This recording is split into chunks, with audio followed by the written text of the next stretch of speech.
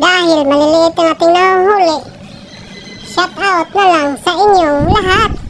At dahil dyan, nakakaulam na naman tayo.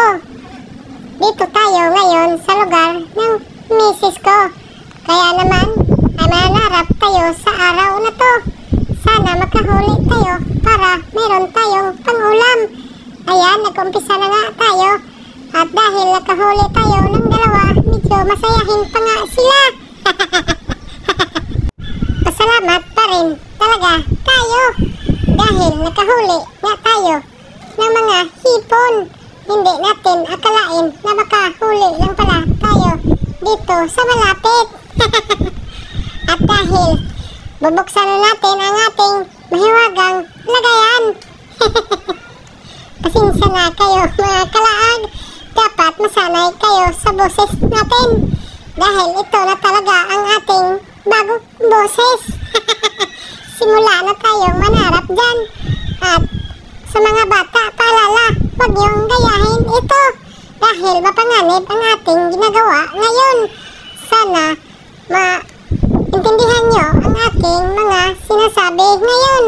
Tanging ang nakakaalam lang nito ang pwedeng gumagawa.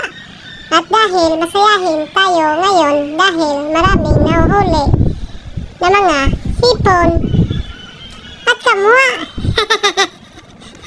Delikado kasi ito sa mga bata kung gagayahin niyo ako.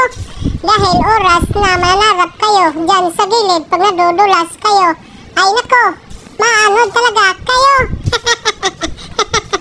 Goodbye Philippines talaga. Kaya makinig kayo sa akin ngayon. Huwag nyo akong gayahin kasi sanay naman ako gumagawa sa panarap na ito. Kaya nagpaikot-ikot ako dyan sa may linaw na yan. Sana makahuli tayo ng mga malalaking hipon. Sana hindi tayo makahuli ng mga pating dyan at mga crocodiles. Kasi delikado pala talaga pag may mga baha.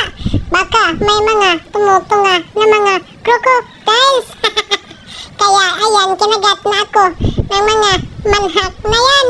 Ano kaya ang tawag dyan? Ay, nakalimutan ko nga pala. Isa pala itong kamwa. At kumakamang-kamang na nga sila. May mga kagat pala sila talaga.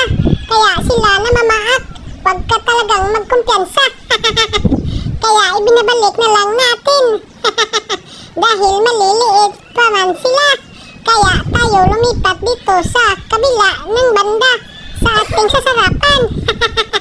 Kaya ngayon pa rin sila. At nakahuli na naman tayo ng mga maliliit na mga hipon. Mas maganda itong maliliit. Ilalagay natin sa ating gulay. At isusubat natin ito. Sana meron pang darating na mga baha. Para dadayo tayo sa kabilang bayan. Kasi malalaki ang mga hipon doon. Pero dito sa lugar ng asawa ko, magtitiis tayo dahil maliliit talaga mga hipon dito. Kaya naman, sarap-sarap na naman tayo dyan sa ilalim. Baka meron tayong mahuling kasili. Pero wala naman talaga. Maliliit naman. Kasi dito ang mga hipon. Kaya tayo lumangoy tayo dyan.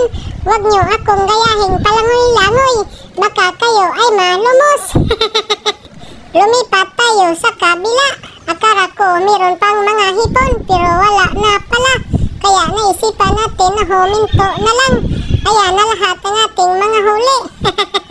Papakita ko muna sa inyo ang lugar namin dito. Napakalawak na talaga ang mga baha dito sa amin. Dahil mayroong nag-crusher dito sa lugar namin. Kaya naman kuha lang tayo ng gulay at idadagdag natin doon sa ating hipon. Isasahog na lang natin yung hipon natin. Kung sino man yung nakapanood sa ating video ngayon, maraming salamat sa inyong lahat.